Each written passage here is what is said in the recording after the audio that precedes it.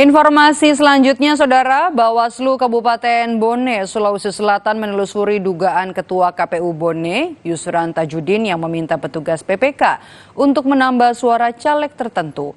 Dugaan itu, Saudara, mencuat setelah video dan juga tangkapan layar percakapan beredar di media sosial. Siap. Oke ya. Iya, aku bilang kita di lama itu Iya, karena kasihkan progres kerjanya. Secepatnya berapa pindah supaya kupastikan nih. Karena itu yang mengukur semua berapa pindahnya, berapa nunya nah. Iya, siap pimpinan. Oke, kerja Windy insya Allah saya yang tanggung jawab itu. Iya, pimpinan aku orang baru itu pimpinan siap insya Allah. Ya, oke. Rekaman percakapan lewat telepon ini diduga merupakan suara Ketua KPU Bone Yusran Tajudin yang memerintahkan kepada PPK untuk menggelembungkan suara caleg tertentu pada pemilu 2024 kemarin. Dugaan kecurangan pemilu ini jadi sorotan karena turut menyeret nama anak PJ Bupati Bone Andi Islamuddin yang merupakan caleg Gerindra Provinsi Sulawesi Selatan terpilih, yakni Andi Tenri Abeng Salangketo. Bawaslu Bone yang mendapat laporan soal ini langsung menindaklanjuti meski belum ada laporan.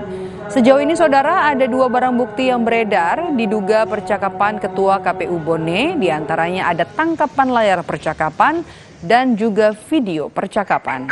Siap pimpinan. Oke ya. Iya, aku bilang kita di lama. Dan saat ini teman-teman sudah barusan kami briefing untuk seluruh tim penelusuran untuk segera bergerak melakukan penelusuran, mendatangi sumber-sumber informasi dari fakta-fakta yang ada untuk memastikan kebenaran informasi yang beredar.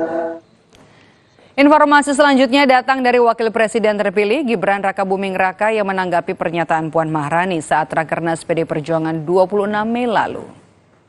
Menanggapi pernyataan itu, Gibran memilih untuk tidak banyak berkomentar.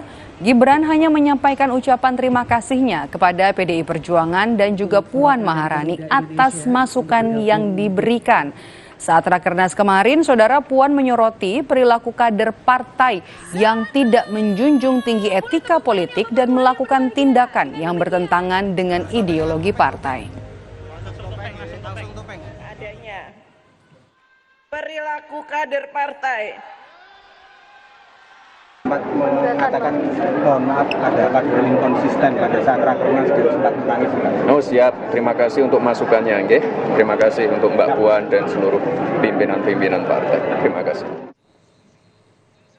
Kami tutup program Rumah Pemilu dan sesaat lagi Anda dapat menyaksikan program Berita Kompas Petang bersama Cynthia Rompas dan juga Tifal Solesa. Saya Mada Pelfrina pamit undur diri. Selamat sore, sampai jumpa.